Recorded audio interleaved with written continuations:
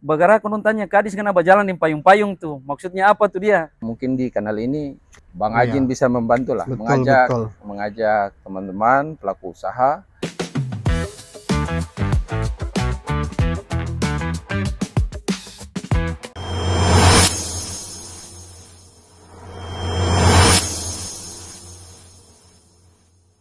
Assalamualaikum warahmatullahi wabarakatuh. Selamat datang kembali di acara podcast kanal Ika Undip Maluku Utara. Jadi sore ini saya Bung Ajin Titahelu sudah ditemani oleh dua narasumber yang luar biasa pada sore ini. Yang pertama ada Bang Takdir Ali Mahmud. Beliau adalah salah satu pejabat di lingkungan Biro Pengadaan Barang Jasa di Provinsi Maluku Utara dan sekaligus pengurus Ika Undip Maluku Utara. Apa kabar Bang Takdir? Alhamdulillah baik. Alhamdulillah baik. Yang kedua di sebelah kanan saya ada Pak Risman Irianto Jafar. Beliau Kepala Dinas PUPR sekaligus Ketua Ika Undip Maluku Utara. Gimana kabar Bang Kabar baik, Risman? Bang Alhamdulillah Ajin. baik. Nah, kawan Ika Undip dimanapun berada, jadi beberapa bulan terakhir ini kalau kita cermati ya, terkait dengan pemberitaan di lingkup pemerintah Provinsi Maluku Utara, ada beberapa hal yang kita sebut sebagai itu sebuah terobosan ya yang dilakukan. Nah, misalnya di bulan Mei yang lalu, Ibu Gubernur ya meluncing namanya kontrak payung ya untuk jasa konstruksi. Sepemahaman kita semua nih, kontrak payung ini rupanya menjadi baru pertama kali ya di level pemerintah provinsi di seluruh Indonesia yang membuat semacam inovasi soal kontrak payung, terutama dari sisi konstruksi. Dan kabarnya Pemprov yang lain ini melakukan studi tiru ke pemerintah provinsi. Nah, saya mungkin mewakili masyarakat secara umum mengenai kontrak payung. Ini sesuatu yang ya masih baru lah. Nah, mungkin ke Bang Tak, sebenarnya apa sih kontrak payung itu sendiri? Nah, ini masih awam nih. Mungkin Bang Tak bisa menjelaskan kita orang semua. Silakan Bang Tak. Kontrak payung ya, karena Iya, payung benar. itu yang jadi bikin orang jadi bertanya-tanya tuh, Iya, apa itu bikin bagaimana kontrak sudah jadi payung iya, lagi. kontrak jadi payung. Padahal itu suatu proses, namanya proses pengadaan itu ada inovasi Iya, dari LKPP, itu inovasi yang luar biasa oke, untuk memudahkan kita, baik bagi pemerintah maupun pihak swasta. Kontrak payung itu masih jauh ya. Kalau kita oke. bicara kontrak payung itu terlalu jauh, tapi prosesnya itu dari awal Pak Ajin. Iya, iya, iya. Kalau saya mau menjelaskan itu mungkin dari awal. Kenapa sampai ada kontrak payung? Oke, Sampai ada kontrak payung itu kenapa muncul istilah itu?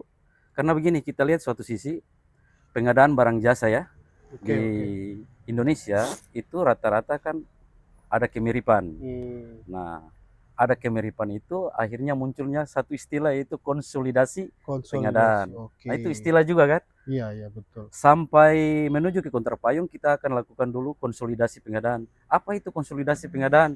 Itu pasti bertanya-tanya Oke. juga. Padahal itu dua hal yang berbeda, dua tahapan yang berbeda. Oh, Untuk melalui menuju sampai di kontrak payung Pak Ajin, itu harus dilakukan konsolidasi pengadaan dulu. Konsolidasi yaitu penggabungan paket sejenis. Nah, contoh paket-paket sejenis ya, seperti makan minum, ada ATK gitu ya Pak Gadis ya. Ada pekerjaan rutin lainnya, itu yang sejenis.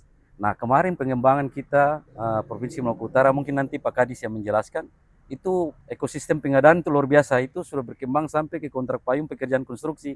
Nah, itu suatu inovasi luar biasa, kolaborasi PUPR, iya, iya. kolaborasi dengan Biro PBJ, dan langsung dengan LKPP. Nah, itu luar biasa kolaborasi itu. Saya rasa kolaborasi ini kalau diangkat dalam Pak Kadis ini paling bagus kalau masuk dalam inovasi Government Award. Government Wah, award. itu mantap tuh.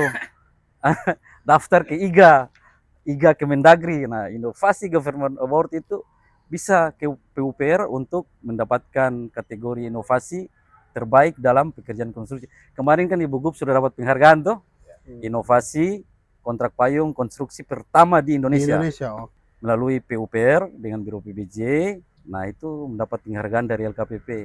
Nah, ini kalau Pak Kadis tindak lanjut masuk kepada IGA Government award. Government Award yang dikelola oleh Kemendagri, itu luar biasa itu Pak Kadis. Saya juga akan support itu karena saya juga terlibat kurang lebih 3 tahun di Hmm. IGA dan inovasi saya juga sudah saya daftarkan di situ. Nah, ini sih Ini kolaborasi ya antara kolaborasi. Biro PBJ dengan PUPR. provinsi Ini ya. andilnya paling utama di PUPR. PUPR provinsi. PUPR baru bergerak ke kolaborasi dengan Biro PBJ untuk melaksanakan ini. Nah, untuk masuk ke situ Pak Ajin, yang sesuai dengan itu maksud dari kontrak payung itu tidak semata-mata langsung tiba-tiba langsung muncul kontrak payung. Nah, itu ada dasar hukumnya. Oke. Ya, kalau Pak Ajin kan basicnya nih hukum kan, Ya. mau tidak mau harus ada di landasan dulu. Bicaranya itu di landasan itu yang jelas peraturan presiden terkait dengan pengadaan barang jasa, yaitu perubahan terakhir, perubahan kedua Perpres 46 tahun 2025, yaitu perubahan kedua atas peraturan presiden nomor 16. Nah, di situ ada juga peraturan LKPP nomor 11 terkait dengan tentang pedoman pengadaan barang jasa. Kemudian ada peraturan LKPP nomor 12 terkait dengan pengadaan barang jasa itu. Nah, baru masuk lebih detail lagi, yaitu dengan keputusan Kepala LKPP terkait dengan pelaksanaan konsolidasi pengadaan. Nah, dasar-dasar dari regulasi itu. Ada keputusan deputi juga. Kita bergerak ini ada di dasar hukum semua Pak Jin. Berarti kuat sekali lah ya. Kuat, ada dasar itu. Ada keputusan deputi nomor 4 tahun 2022 tentang perubahan atas keputusan deputi nomor 6 ya, tentang pedoman konsolidasi. Di situ ada keputusan deputi bidang transformasi pengadaan digital juga, yaitu tentang pedoman tata cara pelaksanaan konsolidasi PBJ untuk katalog elektronik. Nah, karena sekarang sudah era digital, konsolidasi sudah masuk lebih enak nih ke katalog. Ada beberapa yang belum terdaftar katalog, itu bisa konsolidasi melalui manual. Sekarang kita bicara ke tahapan konsolidasi dulu. Oh, ini mekanisme dari proses untuk mendapatkan kontrak tadi payung. Ya. Oke. Karena jangan sampai mereka berharap tiba-tiba langsung kontrak payung. Tidak, itu ada tahapannya. Tahapannya cukup panjang. Yang Pak Kadis bisa jelaskan nanti apa yang Pak Kadis lakukan tahapan itu. Kalau saya dari segi pengadaan barang jasa, kebetulan saya salah satu fasilitator juga di Maluku Utara, akan saya membuka pemahaman kontrak payung itu. Kenapa sampai muncul kontrak payung itu ada tahapannya. Mulai dari konsolidasi. Konsolidasi pengadaan itu kita lakukan itu yang paling pertama itu mungkin nanti akan ditampilkan di layar sini ya, bahwa ini nih paling pertama nih, yaitu identifikasi data potensi kebutuhan. Itu yang paling pertama. Nanti lihat itu potensi data kebutuhan itu apa yang kita cari dulu. Itu peran PPK sangat penting di situ. Pejabat pembuat komitmen. Dia harus identifikasi kebutuhan di awal, yaitu terkait dengan spesifikasinya atau kerangka acuan kerjanya, terus rencana anggaran biayanya, RAB-nya, terus sama perkiraan volume. Nah, itu kalau sudah dibuat, dirangkumkan, dan sudah ada outputnya, baru bisa kita lakukan tahap rapat dengan PPK, bahwa ini sudah siap, baru bisa kita undang secara terbuka kepada semua pelaku usaha nih, yang terlibat mau mengadakan konsolidasi. Kita akan lakukan market sounding pertama itu, yaitu survei peluang pasar ya istilahnya, kepada semua pelaku usaha. Itu pasti diundang secara terbuka. Bisa cek di website pemerintah, bisa cek di media lokal. Kalau dimuat ya, di media lokal. Karena kalau media lokal ada berbiaya ya. Sekarang era efisiensi nih, jadi mau tidak mau kita manfaatkan kanal website pemerintah. Kita akan lakukan pengumuman secara terbuka di situ. Dan juga melalui WA. Nah, kemarin kita lakukan itu kan Pak Kadis perintahkan itu undang semua pelaku usaha. Undangan terbuka. Nah, itu dari Biro PBJ mengambil langkah itu, mengundang itu, lakukan market sounding. Semua diundang dalam satu pertemuan, baru di situ kita tentukan inventarisasi pelaku usaha yang bergerak di bidang mana yang kita mau konsolidasi nih. Apakah makan minum, apakah ATK, apakah pekerjaan konstruksi. Nah, kemarin sudah dilakukan pekerjaan konstruksi. Jadi kita mengundang itu pelaku usaha khusus pekerjaan konstruksi, pekerjaan lapen. Nah, pekerjaan lapennya itu sudah kami undang, mereka hadir dan mereka mendengar paparan pejabat pembuat komitmen. Ini nih yang mau kami konsolidasikan. Nah, tahapan itu cukup memakan waktu karena dari situ ada diskusi terbuka bahwa ini item-item yang mau kita konsolidasikan tuh ini. Penyedia itu disampaikan dalam diskusi terbuka. Baru kita bahas sama-sama tentang pengumpulan referensi, masukan dari pelaku usaha seperti apa. baru kita rangkumkan dalam satu berita acara. Setelah itu sudah oke, baru kita lakukan lagi pertemuan kedua, yaitu market confirmation. Market Oh, confirmation jadi itu mengkonfirmasi ke pelaku mengkonfirmasi usaha kembali. terkait dengan yang tadi ya. Pelaku usaha yang tadi yang sudah mengikuti, itu ada jeda waktu dari market sounding, kemudian PPK sempurnakan dari hasil masukan, identifikasi dari pelaku usaha, survei ternyata yang minat ada 100 peserta misalnya. Kita lakukan pembenahan masukan tadi terkait dengan RAB itu harga survei yang betul seperti ini. Spek yang tadinya kita susun masih standar, ternyata berbagai pelaku usaha memberi masukan nih. Speknya itu harus begini di lapangan. Pelaku usaha yang lebih tahu. Sudah oke disusun kembali, baru undang kembali yaitu market confirmation. Mereka kita undang kembali secara terbuka. Terbuka lagi semua pelaku usaha yang lain. Walaupun dia tadinya belum ikut, masuk saja dikonfirmasi. Itu lebih detail Pak Ajin. Untuk pekerjaan konstruksi sangat detail. Itu kami didampingi oleh tim Probiti Advis yang kerjasama Pak Kadis, inovasinya Pak Kadis luar biasa, tim PA dari LKPP, kami istilahnya PA ya, Probiti Advice dari LKPP. Mereka mendampingi hampir seminggu tuh hampir 3 kali Zoom dengan mereka, dan untuk pendampingan bahwa ini penyusunan dokumen tuh begini, penyedia itu harus begini. Di market confirmation itu baru kita bisa pastikan penyedia ini.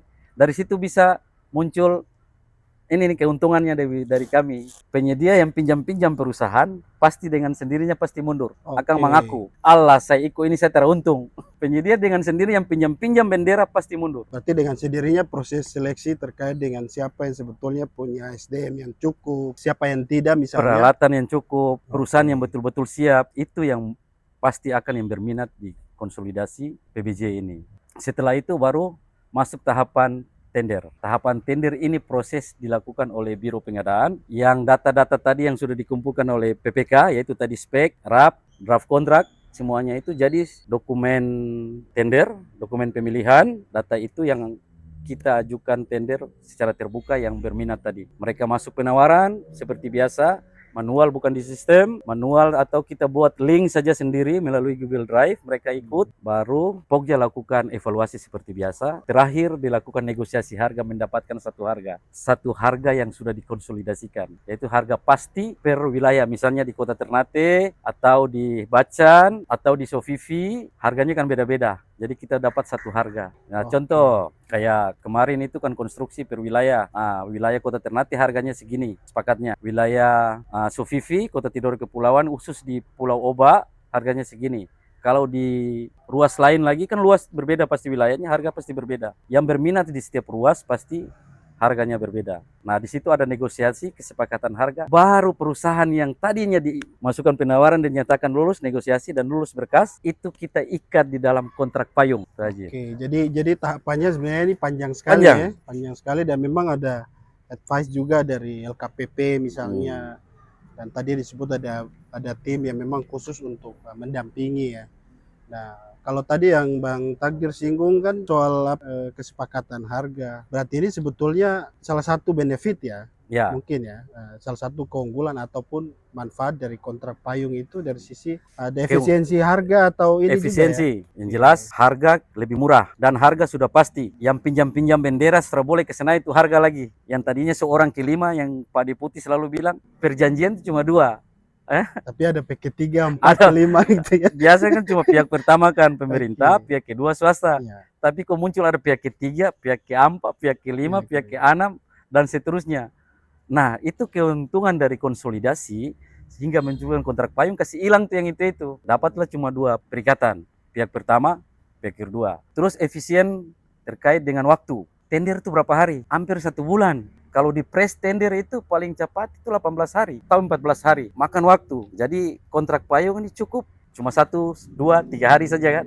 Langsung kontrak melalui surat pesanan. Terus ada efisien terkait dengan biaya. Cara perlu dinas A pekerjaan yang sama nih. Kalau contoh nanti kita lakukan ATK dengan makan minum misalnya, kalau ini masa 49 OPD tender ATK sendiri, itu Pokja itu 49 kali tender, makan waktu, makan biaya, terus hasilnya nanti harga beda-beda. Padahal kebutuhan F4, A4, kebutuhan tinta sama, rata-rata pakai satu merek printer. Kalau kemarin kita lakukan konstruksi, itu keuntungannya bagi pemerintah, keuntungannya bukan cuma PU yang belanja. Perkim kalau ada kebutuhan pekerjaan lapen, Perkim bisa belanja. Secara perlu lagi ke sana bikin surat perintah tender oleh kepala Biro PBJ. Oke. Tara perlu lagi, tinggal diklik, so ada di dalam. Jadi proses tender itu juga di apa ya? Ada Lebih efisiensi efisien. di sana, lebih efisien ya.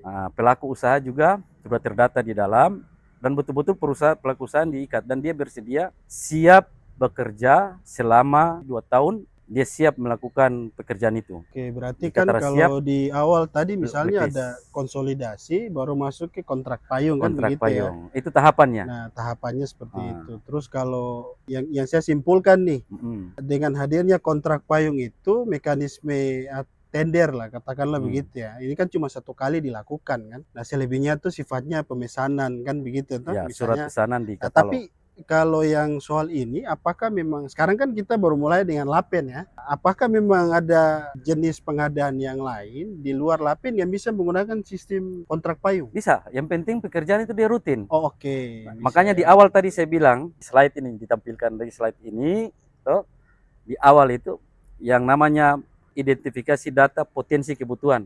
Yang awal ini identifikasi data potensi kebutuhan. Sekarang kalau orang duduk OPD, pekerjaan yang rutin orang itu apa-apa saja. Pak Kadis kemarin kan rutin dia Lapen sampai 2 tahun. Itu komitmen. 2 tahun pasti Lapen itu ada terus. Dan dalam 1 tahun bisa pesan 2-3 kali. Karena ruas ini bertambah terus tiba-tiba Pak Kadis ada penambahan anggaran nih. Tinggal belanja lagi, tidak perlu tender lagi. Ini memang Gitu. efisien Sekali sudah ada. Terus kita tadi selain pekerjaan konstruksi masih banyak. Kalau kita di sini ada jasa cleaning service. Oh, itu bisa masuk di situ. Bisa. Makan minum misalnya, kalau makan minum begitu? Makan minum bisa. Masuk juga ya. Masuk juga makan minum. ATK Jadi ini tadi pengembangan juga. ke depan ini akan kita lakukan itu, tapi ini masih dalam tahapan kita identifikasi kebutuhan PPK-nya. Saya harap teman-teman PPK ini mereka juga harus tangkap ini dan tolong kerjasama untuk semua kepala OPD. Kita data nih kebutuhan rutin makan minum per OPD itu supaya kita jangan tender berulang-ulang. Takutnya begini, ininya sama tapi kok harganya beda. Untuk mendapatkan efisiensi ya kita lakukan konsolidasi. Apalagi sekarang ini kan kondisi negara lagi memang efisien Ya, betul itu ini. dia. Jadi memang itu salah satu tawaran solusi yang paling relevan lah ya dengan kondisi hari ini ya. Dan lebih enak kalau kita mau itu karena di LKPP sudah lakukan itu sudah lama. Konsolidasi makan minum, konsolidasi ATK, kertas maupun tinta itu LKPP sudah lakukan. Itu kita mau ambil contoh di LKPP gampang. Karena sudah ada tinggal kita ikuti, tahapannya tinggal mereka dampingi. Itu lebih gampang. Yang paling rumit ini karena pekerjaan konstruksi itu baru pertama. Yang melakukan itu ya Pak Kadis ini. Tidak hanya paling pertama provinsi di seluruh Indonesia, tapi kalau di level pemerintah daerah di Maluku Utara mungkin juga baru pertama ya. Baru pertama. Tom bicara Maluku Utara saja baru pertama. Ini bicaranya penghargaan kemarin dong bawa itu penghargaan seluruh Indonesia, provinsi pertama melakukan konsolidasi. Nah itu yang launching di Payahe. Payahe waktu itu ya. Nah itu yang Pak Kadis jemput, yang saya jemput Pak Deputi LKPP, jemput di bandara. Kasih naik speed, dong sukira sampai situ, padahal kasih naik oto lagi, colo gas sampai Payahe. Tapi ada untungnya, ternyata mereka lihat kondisi jalan, oh ini ya jalannya kayak begini. Berarti memang dari sisi ini sampai Payahe launching, kasih penghargaan, balik lagi ulang Ternate. Pemahaman secara umum ya, kira-kira kontrak payungnya seperti itu. Karena kan semua orang ini tidak terlalu paham soal. Ya, jadi bahkan mungkin di podcast itu jarang bahas soal isu ini ya. Jarang saya, sekali. sepemahaman saya mungkin kalau seminar, dialog barangkali ya orang akan membahas soal kontrak payung. Tapi kalau yang podcast yang ini kan agak jarang untuk orang mengulas soal ini ya. Bahkan begini, pelaku pengadaan, baik pelaku pengadaan ini banyak ya. PA, KPA, PPK, pejabat pengadaan, Pokja, pemilihan, sama penyedia. Pelaku pengadaan sendiri masih bingung nih barang satu ini. Bagara konon tanya, Kadis kenapa jalan di payung-payung tuh? Maksudnya apa tuh dia? Itu dong istilah Kadis karena bagara kong berjalan di payung tuh bingung nih apa nih. Nah berarti kan ini leading sektornya ada di PU ya. Nah saya mungkin ke Bang Risman ya. Nah ini kan ada istilah begini, umbrella kontrak lah segala macam kan. Nah, tapi satu hal yang saya catat begini. Bahasa apa tadi? Bahasa Almere framework kontrak ya. Yang menarik ini kan ketika bicara kontrak payung, justru paling pertama ini kan soal Lapen nih. Dia histori ini sebenarnya bagaimana sih sampai kemudian ada ide bahwa oh ini harus melalui kontrak payung. Nah, bagaimana Bang Risman? Ya, terima kasih Bang Ajin, Bang Takdir. Tadi penjelasan cukup menarik. Jadi memang kita membahas terkaitan dengan konsolidasi ini, memang kita perlu pahami secara histori. Mungkin saya jelaskan sedikit berkaitan histori.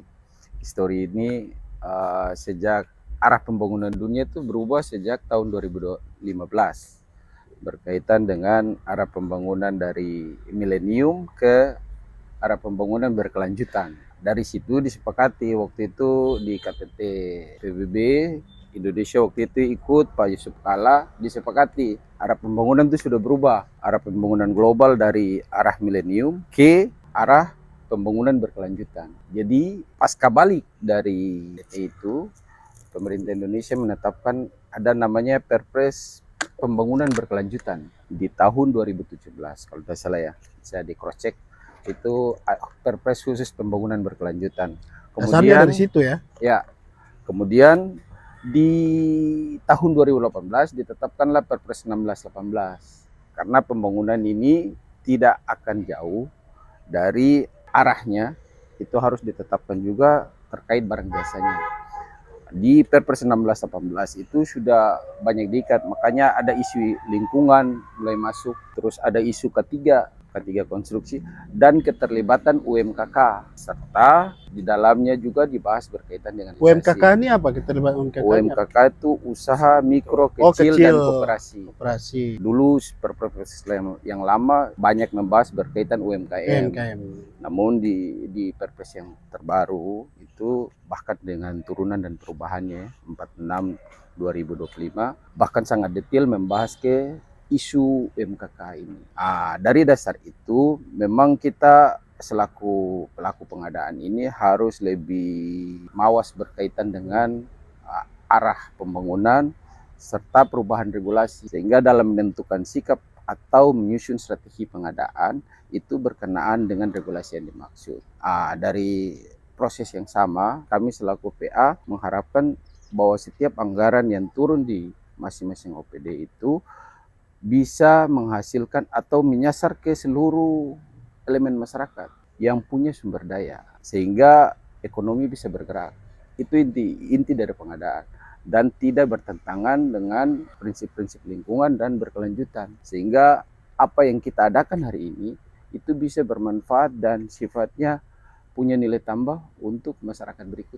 Itu poin-poin histori yang harus memang dipahami oleh setiap pelaku pengadaan. Tapi kenapa dipilih, kan jenis kontrak ini kan banyak ya? Banyak. Ada lamsam, ada satuan harga, kemudian ada kontrak payung itu sendiri. Kenapa bisa teman-teman misalnya di PUPR nih bisa karena ada kebutuhan tertentu lalu mau kita ambil yang kontrak payung ini? Ya, itu menyambung dari pembahasan Batak tadi. Jadi pertama pasti adanya identifikasi kebutuhan barang jasa. Jadi masing-masing OPD itu akan melakukan tahapan identifikasi kebutuhan. Identifikasi apa yang diidentifikasi? Sebenarnya dua hal, berkaitan dengan pertama apa jenis pekerjaan yang sejenis yang dapat dikonsolidasikan. Yang kedua itu berkaitan dengan barang jasa apa yang kira-kira secara konstruksi ya, karena tujuannya kita konstruksi, yang dia berulang, prosesnya berulang, pemesanannya atau kebutuhan barang jasanya tiap tahun tuh ada. Kemudian dalam tahapan identifikasi dua hal tadi, tetap prinsip-prinsip pengadaan kan jadi utama. Setelah dipilih, pastinya ada yang kira-kira menurut kami ada pelaksanaan pekerjaan ini bisa berulang. Di antaranya kebutuhan barang jasa jalan. Ini tidak lepas dari sebenarnya visi misi gubernur. Ini mengejawantahkan visi misi Ibu Gub sama Pak Sarbince. Jadi Ibu Gub Sherly Juanda dan Pak Sarbince. Dari arah visi misi ini, kemudian kita lihat barang jasa apa yang kira-kira kita lakukan secara berulang setiap tahunnya. Dalam beberapa kesempatan Ibu Gub sering menyampaikan bahwa kebutuhan dasar di Provinsi Maluku Utara adalah kebutuhan berkaitan dengan konektivitas. Kata kuncinya dari konektivitas itu yang akan mendorong pertumbuhan ke arah pertumbuhan ekonomi dan sosial sebenarnya. Dan itu tidak jatuh jauh dari isu global tadi yang saya sampaikan, bahwa arah pembangunan sudah berubah dari pembangunan berkelanjutan. Kata konektivitas ini dia akan mendorong pertumbuhan ekonomi dan pertumbuhan kehidupan sosial masyarakat. lewat konektivitas dan infrastruktur jalan. Kebetulan dari identifikasi itu arah pembangunan Maluku Utara kemudian ditetapkan bahwa yang akan menjadi bahan konsolidasi atau berkesesuaian dengan arah pembangunan yaitu jalan, dan model konstruksinya atau model perkerasannya adalah lapen. Dapatkan lapen. Dari tahapan identifikasi tadi, setelah diidentifikasi, pastinya prinsip-prinsip yang kita harus jaga. Yang pertama yaitu prinsip-prinsip efektif, efisien. Itu pasti prinsip utama yang kita utamakan. Efektifnya mungkin karena pemesanan berulang lewat mekanisme konsolidasi ini, efektifnya dari segi waktu. Waktu bisa lebih cepat sebagaimana tadi dijelaskan oleh Pak Takdir. Efisiensinya adalah efisiensi anggaran. Efisiensi anggaran bisa lebih murah. Dari total hasil konsolidasi ini, efisiensi yang didapat oleh pemerintah dalam hal ini Dinas PUPR dalam melaksanakan lapen, kita bandingkan dengan tahun-tahun sebelumnya, nilai efisiensinya kurang lebih 35%. Walaupun memang didapatkan dari dua faktor. Yang pertama, faktor review ASB bersama BPKP. Yang kedua, melalui tahapan konsolidasi yang dibantu oleh teman-teman LKPP dan Biro PPJ. Dari dua total tahapan ini yang dilaksanakan oleh Dinas PUPR, dapatkanlah muncul total efisiensi adalah kurang lebih 35%. Berarti pola pengawasannya juga memang di awal itu fight-nya juga dari BPKP untuk memastikan soal ini tadi ya. Ya, karena memang ketika berjalan setiap OPD memastikan bahwa ketika belanja penting sekali masing-masing PA ini merasa bahwa ketika menetapkan harganya adalah kategori wajar. Wajar ini tidak subjektifnya kita sendiri, walaupun sumber datanya kita ambilnya dari pasar. Proses review itu memastikan bahwa subjektivitas berubah ke objektivitas. Ada lembaga lain yang memastikan selain kita bahwa harga ini wajar. Sehingga tahapan review antara BPKP ataupun inspektorat itu memastikan bahwa harga tersebut telah direview dan dinyatakan wajar. Berarti memang kekhawatiran orang bahwa ini harganya bisa bergeser sebagaimana pikiran publik hari ini kan begitu ya. Dengan adanya tadi kontrak payung berarti kan terkunci di awal ya, harganya memang tidak berubah. Dan itu sudah melalui review oleh BPKP review tadi. ASB dengan BPKP, KPS juga dengan LKPP ya. BPKP juga sama probity audit dengan inspektorat. Sehingga sebelum kita maju ke tahapan konsolidasi, memang dari APIP sendiri sudah memastikan bahwa harga yang tertentu atau harga yang dibuang sebagai PPK, dalam hal ini HPS, itu sudah dalam kategori wajar. Sebelum kita lompat ke sekarang kalau dari kontrak payung khusus untuk lapen ya, untuk di tahap awal ini, orang kesimpulannya begitulah. Ini kan baru memulai ya. Kalau konstruksi sendiri sekarang ini di mana saja yang jadi pilot lah kira-kira di awal ini? Memang mungkin ruasnya ini di mana saja atau?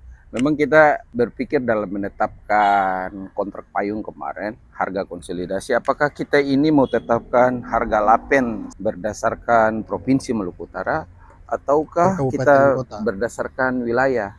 Setelah dilakukan analisis terhadap pola konsolidasi nanti atau yang akan dikontrakkan dalam kontrak payung itu, kita dapatkan bahwa memang ideal untuk Maluku Utara karena wilayahnya adalah kepulauan. Kita analisisnya harus berdasarkan wilayah atau pulau. Jadi memang di dalam kontrak payung ini ada beberapa wilayah. Lapen itu harganya berdasarkan pulau. Contoh, kita contohkan Pulau Makian. Walaupun dia ada beberapa kabupaten yang dia berbeda pulau, harganya pun berbeda. Saya contohkan Halsel. Halsel itu ada Makian, ada Pulau Bacan, ada Pulau Obi, dan ada sebagian di daratan Halmahera. Namun di wilayah Halmahera seperti Saketa Dahepodo juga masuk dalam identifikasi kebutuhan Halmahera Selatan berkaitan dengan jalan lapen tadi. Sehingga wilayah-wilayah tersebut diikat dalam satu kontrak dan sudah teridentifikasi penyedia sesuai dengan tahapan yang dilaksanakan oleh teman-teman, baik itu oleh PUPR sendiri dibantu teman-teman Biro PPJ dan didampingi oleh Probity Advice LKPP.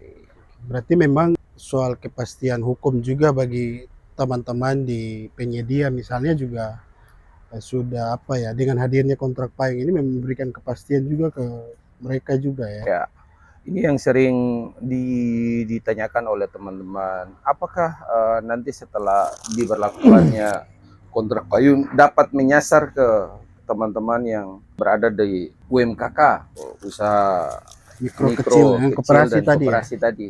Memang harapannya LKPP bahwa setelah dilaksanakan kontrak payung, nanti dari kami pemerintah, baik itu didorong oleh Biro PPJ, Dinas PUPR, dan dibantu tim Probity Advice, akan melakukan sounding market, dan kami jadwalkan sounding market di beberapa bulan ke depan untuk memastikan pelaku usaha, mengajak pelaku usaha yang menyediakan batu, pasir, menyediakan bahan material yang lokal ya, yang lokal untuk menyediakan dan menjual produknya di pasar elektronik, yaitu pasar katalog. Karena kita tidak mungkin melakukan pemesanan, ibarat pemesanan batu, pasir ke level yang lebih rendah tanpa penyedia ini membantu kami untuk menyediakan bahannya atau menyediakan pasarnya di pasar elektronik. Mereka harus membantu sehingga adanya sounding market ke depan untuk mengajak pelaku usaha yang ingin terlibat dalam pelaksanaan konstruksi di Maluku Utara,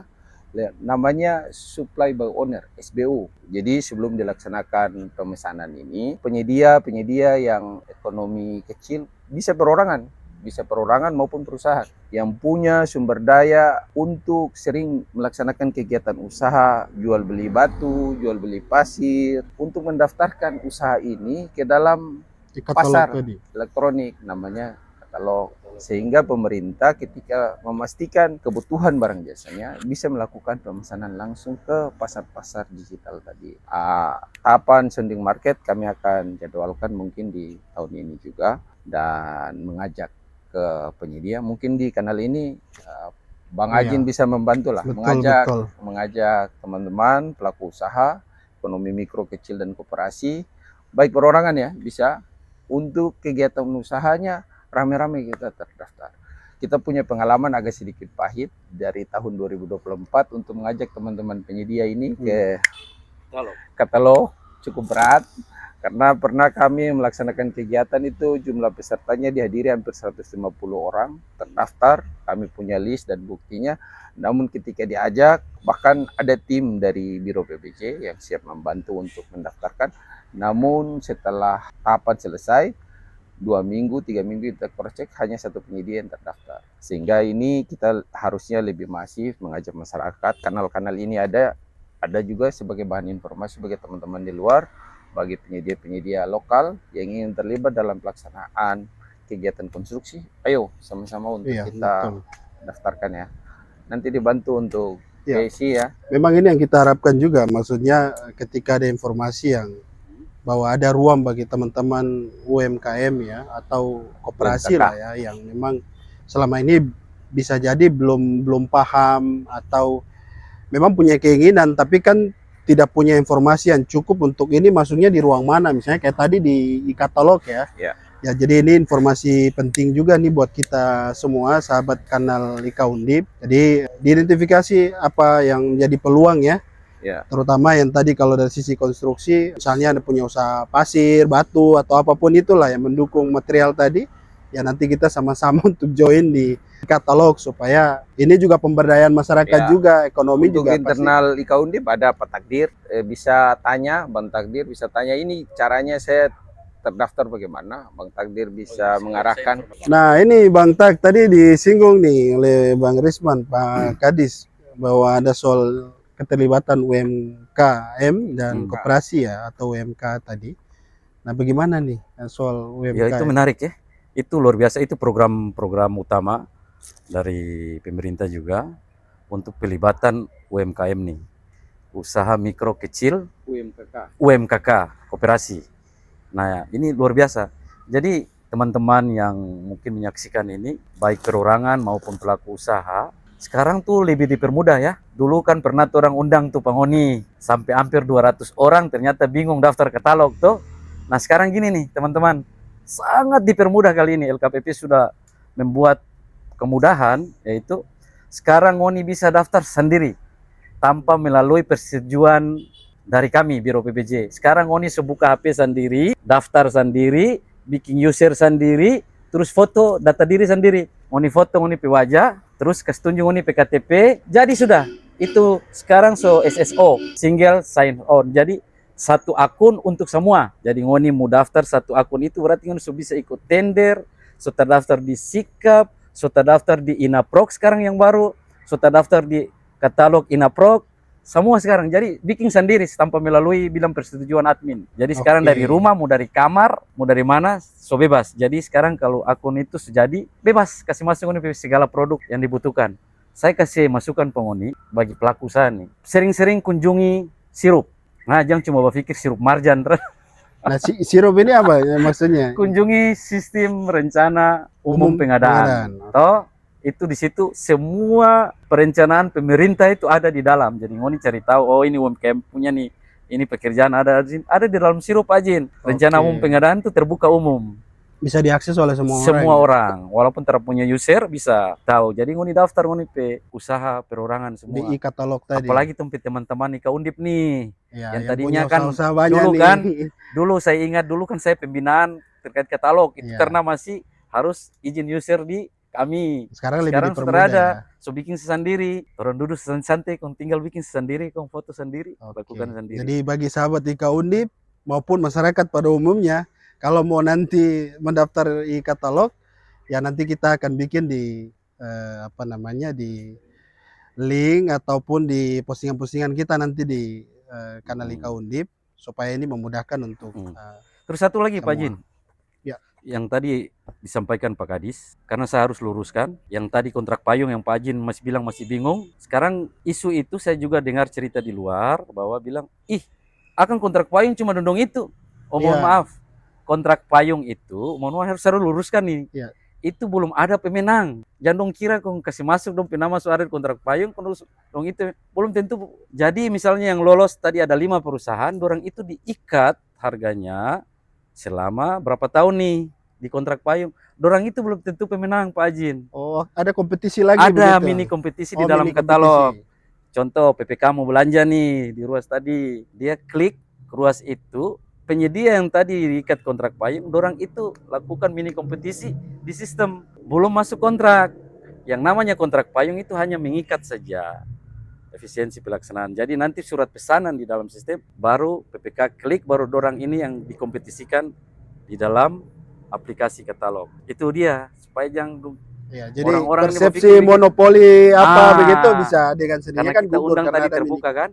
Nah itu dia, sebelum Pak Ajin ambil kesimpulan supaya jangan sampai keliru seperti itu. Closing statement atau apa yang perlu Bang Risman, Pak Kadis sampaikan kepada sahabat Ika Undip di mungkin selain mengajak, sebelum mengajak kami memberi informasi hal-hal yang berkaitan dengan arah pembangunan. Kita saat ini Dinas PUPR dibantu oleh teman-teman Biro dan LKPP itu sudah menyiapkan sumber daya, terutama sumber daya teman-teman yang berkontrak melalui PPK TPB. Kemarin kami sudah laksanakan, kemudian melalui mekanisme konsolidasi mendapatkan efisiensi harga yang cukup besar di 35%. Kemudian ke depan kita akan melakukan pelatihan berkaitan teman-teman yang ASN bersertifikat sebagai tenaga penunjang di pelaksanaan pekerjaan konstruksi.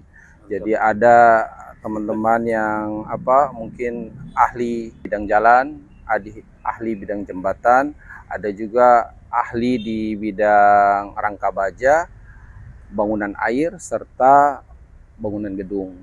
Harapan kita menyiapkan arah pembangunan, menyiapkan sumber daya yang siap terlibat langsung dengan arah pembangunan tadi. Jadi PPK terlibat, didukung tim teknis yang mantap, kemudian sudah menyiapkan kanal mekanisme konsolidasi sudah siap. Berikutnya di 2 bulan ke depan kita akan mengajak masyarakat melalui sounding market bahwa pelaksanaan mungkin ada kegiatan di perubahan ini dan kegiatan barang jasa di tahun 2027 kita akan dengarkan di dalam sounding market. Untuk itu masyarakat yang memang terlibat langsung dalam barang jasa apapun produknya, tolong hadir dalam acara sounding market, karena ini berkaitan dengan uang masyarakat yang akan dipetakan oleh Dinas PUPR dalam kegiatan tersebut. Hadir di mana saja, pelaksanaan kegiatan akan dilaksanakan, pembangunan di mana saja, kami akan paparkan secara menyeluruh, terbuka, dan kita undang secara resmi pada seluruh masyarakat jasa konstruksi, sehingga dapat melibatkan diri, diantaranya ya keterlibatan teman-teman penyedia untuk mau terlibat dalam pasar digital atau pasar katalog. Untuk itu kegiatan ini yang kita mappingkan di 2 bulan ke depan, ini bisa menjadi nilai tambah bagi masyarakat, sebagaimana tujuan besar bahwa setiap uang yang dibelanjakan bisa menyasar kebutuhan sumber daya sampai di level-level terbawah, termasuk UMKK tadi, sehingga dapat mendorong kegiatan peningkatan ekonomi dan sosial masyarakat. Jadi tambahan sedikit itu berkaitan arah pembangunan Maluku Utara. Memang visi besarnya Gubernur Maluku Utara dalam rangka konektivitas tadi, konektivitas jalan, terus dihubungkan oleh beberapa jembatan, ini menjadi tujuan utama, sehingga dalam pelaksanaan barang jasa tidak lepas dari arah tersebut, menyambung daripada masyarakat, keterlibatan masyarakat jasa konstruksi tadi. Tujuan besarnya ketika kita sama-sama bekerja sama, sudah diarahkan melalui visi misi gubernur berkaitan arah pembangunan, ada keterlibatan pemerintah dan seluruh stakeholder di bawahnya termasuk masyarakat jasa konstruksi, ini bisa membangun Maluku Utara. Harapan kita dengan uang inputan uang berapa miliar, namun bisa menyasar ke seluruh kehidupan ekonomi dan sosial masyarakat. Ya, terima kasih nih narasumber luar biasa sekali nih, karena kita terbatas dengan waktu. Poinnya bahwa inovasi ini bagian dari satu sistem yang coba dibangun oleh pemerintah ya. Di saat yang sama secara simultan ada keterbukaan informasi tadi juga penting, lalu kemudian penguatan SDM untuk mendukung sistem tadi ya. Nah, luar biasa ini sahabat IKA Undi Maluku Utara. Sampai di sini dulu perjumpaan kita di podcast kali ini. Terus nanti pantau podcast-podcast kita berikutnya bersama saya Bung Ajin dengan narasumber yang luar biasa pastinya. Saya terima kasih kepada Bang Rizwan dan Bang Takdir atas pencerahan kita pada sore hari ini. Jangan lupa nonton dan share sebanyak mungkin. Dan juga jangan lupa tetap like. Kita ketemu lagi di podcast berikutnya bersama saya, Bung Ajin Titayelu. Assalamualaikum warahmatullahi wabarakatuh. Waalaikumsalam warahmatullahi wabarakatuh.